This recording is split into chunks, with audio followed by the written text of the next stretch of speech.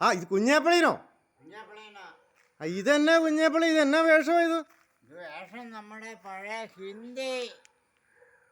ഹിന്ദി സിനിമയിലെ വില്ലന്മാര് വരുന്ന പോലെയാണല്ലോ വന്നേക്കുന്നത്.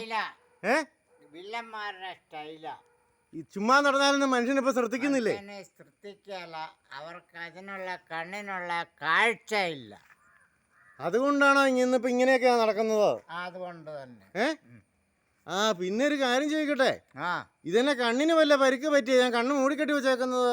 ഹിന്ദി സിനിമയിലെ വില്ലന്മാരെങ്ങനെ ഒറ്റക്കണ്ണ് വെച്ച് മൂടിയേ നടക്കുള്ളൂ. അത് ഞാൻ കണ്ടിട്ടുണ്ട്. ഈ അംജിത് ഖാന്, അമരീഷ് പുരി, അംജിത് ഖാന്, ഷോലയ്ക്കകത്തൊക്കെ അംജിത് ഖാന്, ത്രിദേവിനകത്ത് അമരീഷ് പുരി, ഇവരൊക്കെ ഒരു കണ്ണ് മൂടിക്കെട്ടി വരുന്നത് കണ്ടിട്ടുണ്ട്.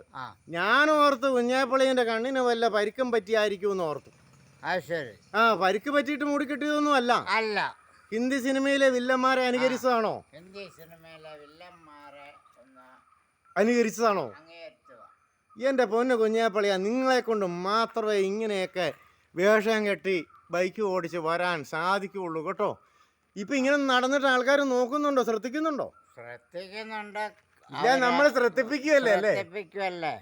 എൻ്റെ കുഞ്ഞാപ്പള്ളിയാ സമ്മതിച്ചേക്കുന്നു. ആര് കണ്ടാലും ഈ കണ്ണിന് വല്ല പരിക്ക് പറ്റിയെന്നാ ഓർക്കുള്ളൂ. ഇപ്പം ചേട്ടൻ പറഞ്ഞു വെച്ചിട്ട് ഞാൻ ഞാൻ ചിന്തിച്ച് നോക്കി. പഴയകാല ഷോലയ്ക്കകത്തെയും ത്രിദേവിനകത്തും ഒക്കെ അമരീഷ് പുരിയും അംജിത് ഖാനും ഒക്കെ ഇങ്ങനെ ഒരു കണ്ണ് മൂടിക്കെട്ടിയാണ് ഇങ്ങനെ വരുന്നത്. കൊള്ളക്കാരുടെ കൂട്ടിങ്ങ വരികയാണ്. അതേപ്പറ്റി പറയുന്നതേ, ഈ കണ്ണ് മൂടി കെട്ടിയേക്കുന്നത് ഉന്നം കിട്ടാനാന്നാണ് പറയുന്നത്. പുണ്യമല്ല, ഉന്നം. തോക്കും കൊണ്ട് അവർ വെടിവെക്കുമ്പം ഒരു കണ്ണ് അടയ്ക്കണ്ട, ഒരു കണ്ണ് മൂടി കെട്ടിയേക്കാണ്. ചുമ്മാ എടുത്ത് ഷുഡുഷുടാന്ന് വെച്ചോണ്ടാ മതി. അല്ലേ നമ്മൾ ഒരു കണ്ണ് അടയ്ക്കണ്ടേ ഉന്നം കിട്ടാൻ? അപ്പൊ എന്നോടൊരു വിദഗ്ധനായ ആൾ അന്ന് ആ കാലത്ത് പറഞ്ഞു തന്നത് ഇങ്ങനെയാണ്. ഹിന്ദി സിനിമയിലെ വില്ലന്മാരുടെ കയ്യിൽ എപ്പോഴും തോക്കുണ്ട്. അപ്പോൾ ആ തോക്ക് ഉപയോഗിച്ച് അവർ ഒരു കണ്ണ് അടയ്ക്കേണ്ട സമയം പോലും കൊടുക്കാതെ ഒരു കണ്ണ് മൂടിക്കെട്ടിയാൽ ചുമ്മാ തോക്കെടുത്ത് ഷുഡുഷുടാന്ന് വെച്ചാൽ മതി. ഏതായാലും അളിയന് ഇതൊക്കെ പണ്ട് കണ്ടു പഠിച്ചതാണോ സിനിമയിൽ നിന്ന്? പണ്ട് ഹിന്ദി പടം കാണുമായിരുന്നോ? പണ്ട് ഹിന്ദി പടം ഹേമമാലിനിയുടെ സിനിമ ഒക്കെ കാണുമായിരുന്നോ? അമിതാഭ് ബച്ചന്റെ സിനിമ കാണുമായിരുന്നോ? സിനിമയായ അംജിത് ഖാന്റെ കാണുമായിരുന്നു. അംജിത് ഖാന്റെ ആലുവായി വെച്ച് കണ്ടത്. ഇതെല്ലാം കണ്ട് മനസ്സിൽ കയറി കിടക്കുന്നതാണോ ഈ രൂപമൊക്കെ?